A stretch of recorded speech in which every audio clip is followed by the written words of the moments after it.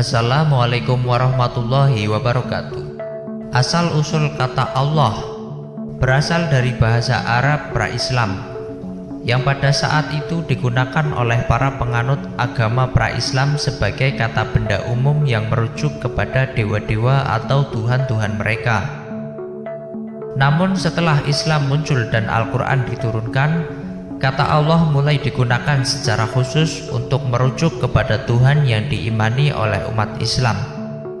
Sebelum Islam, orang Arab pada umumnya mempraktikkan agama politeistik dan menyembah berbagai dewa dan dewi sebagai objek penghormatan. Setiap dewa atau dewi ini dianggap memiliki kekuatan dan kekuasaan tertentu dalam kehidupan sehari-hari orang Arab, seperti dewa langit dan dewa matahari yang dianggap sebagai penyebab fenomena alam tertentu.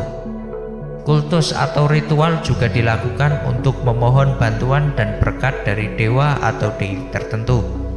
Namun dalam agama Arab pra-Islam terdapat konsep Tuhan yang Esa yang dikenal sebagai Al-Ilah atau Allah.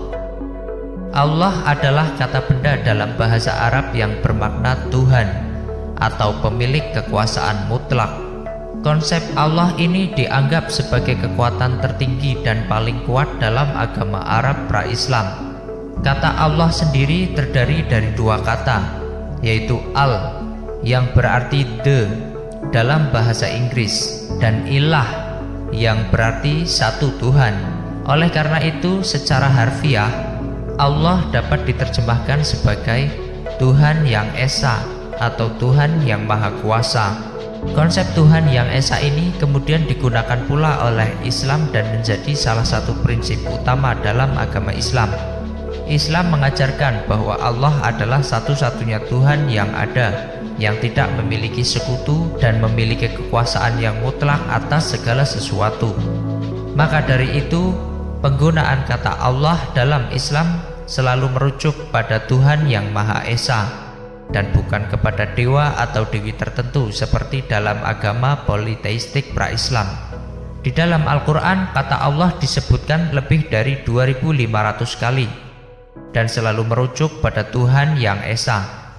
Selain itu, penggunaan kata Allah juga menjadi ciri khas dalam bahasa Arab dan digunakan oleh semua orang yang berbicara dalam bahasa Arab, tidak hanya oleh orang Islam saja. Walaupun sebagian besar masyarakat Arab pra-Islam menyembah berhala sebagai Tuhan mereka, namun tidak semua masyarakat Arab kuno menyembah berhala.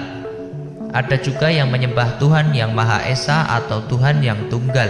Perlu diketahui bahwa konsep Tuhan yang tunggal bukanlah hal yang asing bagi masyarakat Arab pra-Islam. Ada beberapa kelompok di masyarakat Arab yang mengakui keberadaan Tuhan yang tunggal sebelum datangnya Islam, yaitu kelompok yang masih memegang teguh ajaran tauhid dari Nabi Ibrahim yang kemudian diturunkan melalui putranya Ismail dan ibunya Hajar yang memang tinggal dan mengawali peradaban di tanah Arab, Mekah dan sekitarnya. Sebagai contoh, kelompok Hanif yang dipimpin oleh Waraqah bin Naufal, sepupu dari Khadijah, istri Nabi Muhammad SAW. Mereka mempraktikkan agama yang menekankan kepercayaan pada satu Tuhan yang Maha Esa dan menolak penyembahan terhadap berhala. Selain itu, terdapat juga kelompok Yahudi dan Nasrani yang tinggal di Hijaz. Mereka menyembah Tuhan yang tunggal dan memiliki keyakinan yang sama dengan agama Yahudi dan Nasrani pada umumnya. Maka dari itu, ketika Nabi Muhammad diangkat menjadi nabi dan memulai dakwah terhadap masyarakat Arab jahiliyah kala itu dan memperkenalkan konsep ketuhanan yang Nabi Muhammad bawakan dan menyebutkan bahwa Tuhan yang Nabi Muhammad sembah disebut Allah, masyarakat Arab tidak terlalu kaget dan sama sekali tidak merasa asing mendengar nama Allah tersebut. Dikarenakan memang jauh sebelum Nabi Muhammad memperkenalkan Tuhannya, mereka juga telah mengetahui bahwa nama Allah pasti akan merujuk kepada Tuhan.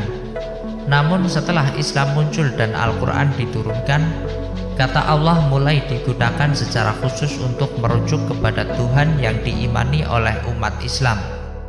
Kata Allah disebutkan di dalam Al-Quran lebih dari 2500 kali dan digunakan untuk menggambarkan sifat-sifat Tuhan yang Maha Esa seperti kekuasaan, kebijaksanaan, dan kasih sayangnya. Sejak saat itu, kata Allah telah menjadi istilah khusus yang merujuk hanya kepada Tuhan dalam agama Islam. Wallahu a'lam bishawab.